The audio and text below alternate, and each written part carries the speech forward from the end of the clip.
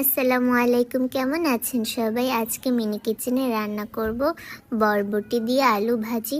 তো আমি পেঁয়াজ কাঁচামরিচটা তেলের মধ্যে ভালোভাবে ভেজে নেব।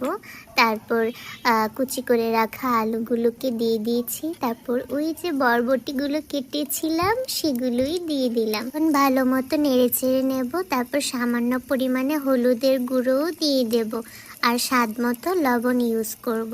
আমার কাছে কিন্তু বরবটি ভাজিটা বেশ দারুণ লাগে। সকালে রুটি দিয়ে খেতে কিন্তু দারুণ হয়। আপনারা সকালে নাস্তায় এটা খেতে পারেন।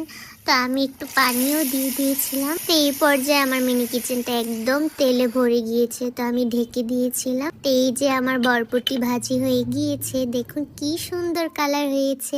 এখন আমি একটা বাটিতে সার্ভ করে নেব। আমার কাছে কিন্তু ভীষণ ভালো লেগেছে। আপনাদের কাছে কেমন লেগেছে অবশ্যই কমেন্ট করে জানাবেন। টাটা।